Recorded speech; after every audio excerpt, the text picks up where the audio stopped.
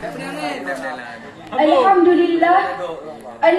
لله رب العالمين وبه نستعين على أمور الدنيا والدين. أشهد أن لا إله إلا الله وحده لا شريك له وأشهد أن سيدنا محمدا عبده ورسوله لا نبي بعده.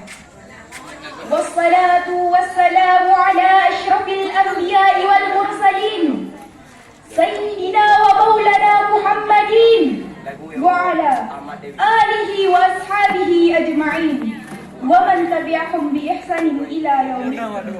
أما بعد، أولا حمدا وشكرا إلى الله تعالى الذي قد أعطانا رحمة وبركة وحيدة حتى نجتمع في هذا المكان المبارك.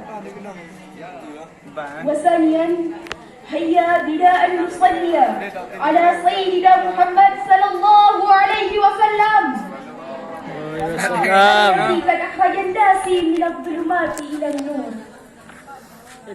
حضرة المكرم والمحترم مدير المعهد لا يحضر الثمانية، أيها المصطفى الكرام، وأيها الحاضرين والحاضرات، مسلمين والمسلمات، إخوان والأخوات المحبوب.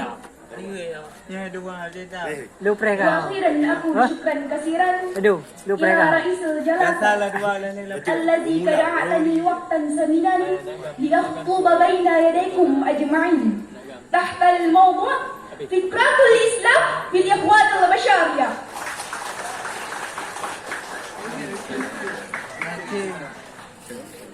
إخوان مسلمون سعاد، وقال الله تعالى في القرآن الكريم سورة الحجرات آية 13: أعوذ بالله من الشيطان الرجيم، بسم الله الرحمن الرحيم. يا أيها الناس إنا خلقناكم من ذكر وأنثى وجعلناكم شعوبا وقبائل لتعارفوا إن أكرمكم عند الله أتقاكم إن الله عليم خبير. صدق الله العظيم.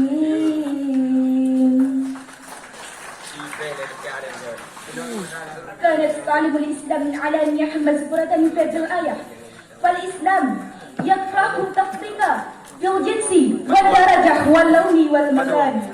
وقال الله تعالى في القرآن الكريم: ولقد كرمنا بني آدم. وكذلك فقد أكد نبينا محمد صلى الله عليه وسلم على إيجاد المساواة والاتحاد بين الناس. وفضلا عن ذلك فقد أكد الله ورسوله محمد صلى الله عليه وسلم على تحقيق الحقوق الجوار على الجار الآخر بدون النظر على أساس الدين والاعتبارات الأخرى، بل هناك أحاديث تحثنا على أن نعامل الجار معاملة طيبة، وذلك يشمل جور غير المسلمين. ولا شك أن نبينا محمد صلى الله عليه وسلم قد اتجر مع الكافرين معارضين له في مكة على أساس سلمي.